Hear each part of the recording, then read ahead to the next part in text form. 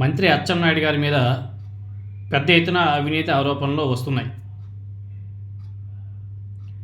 AP agros general manager Rajmohan బదిలీ వ్యవహారం ఇప్పుడు ఒక పెద్ద చర్చాంశమైంది.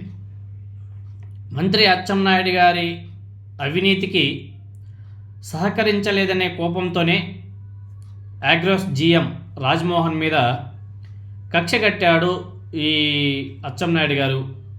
దీని వెనుక పెద్ద కుంభకోణం దాగి ఉంది అనేసి ఆరోపణలు కూడా వస్తున్నాయి. దాన్ని వైసీపీ బాగా హైలైట్ చేయడం కూడా జరిగింది. ఇంతకీ ఏంటి ఆరోపణ, ఏంటి అవినీతి అనేసి ఒకసారి పరిశీలన చేస్తే, వ్యవసాయ యంత్ర పరికరాల తయారీదారులతో మధ్యవర్తిత్వం చేయాలని చెప్పేసి మంత్రి పీసీ నుంచి జీఎం రాజ్మోహన్ మీద తీవ్ర ఒత్తిడి వచ్చిందని చెప్పేసి ఆరోపణలు కూడా గట్టిగా వినబడుతున్నాయి.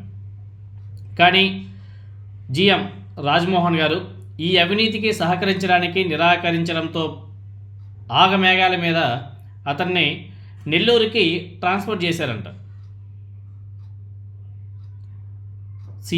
మంత్రి పేసీ నుంచి చెప్పినా కానీ జీఎం గారు దానికి సమ్మతి కాకపోవడం వల్ల హుటాహుటిన అతన్ని ట్రాన్స్ఫర్ చేశారు నెల్లూరుకి. ఈ బదిలీకి అర్హత లేని, గతంలో అవినీతి ఆరోపణలు ఉన్నటువంటి ఒక జూనియర్ అధికారిని జీఎం పోస్ట్లో నియమించారంట. ఆరోపణలన్నీ కూడా వస్తున్నాయి. దాన్ని వైసీపీ వాళ్ళు బాగా హైలైట్ చేశారు. వాళ్ళు సోషల్ మీడియాలో కూడా పోస్ట్ చేశారు. తనకు జరిగినటువంటి అన్యాయం మీద అగ్రోస్ జీఎం రాజ్మోహన్ గారు ముఖ్యమంత్రి కార్యాలయానికి ఒక లేఖ కూడా రాశాడంట.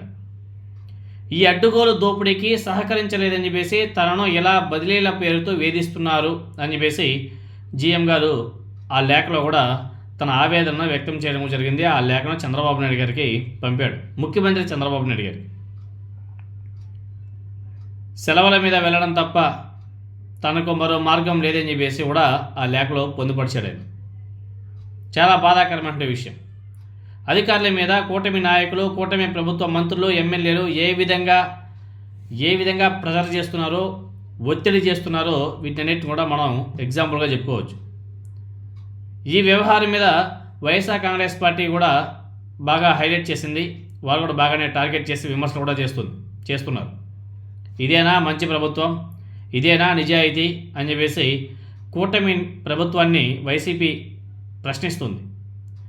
ఈ ఆరోపణల మీద మంత్రి అచ్చెన్నాయుడు గారు, ప్రభుత్వ వర్గాలు ఎలా స్పందిస్తాయో చూడాలి.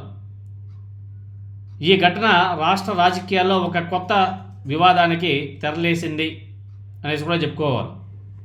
ఎందుకంటే ఒక జీఎం అధికారిని హుటాహుటిన ట్రాన్స్ఫర్ చేయడం అంటే దీని వెనుక చాలా పెద్ద అవినీతి అయితే ఉన్నట్టుగా చాలా స్పష్టంగా అర్థమవుతుంది. మరి దీని మీద కూటమి ప్రభుత్వం ఏ విధంగా స్పందిస్తుందో చూడాలి. అదేవిధంగా అచ్చెన్నాయుడు గారు ప్రెస్ మీట్ పెట్టి ఏమైనా మాట్లాడతాడా అన్నది కూడా చూడాలి.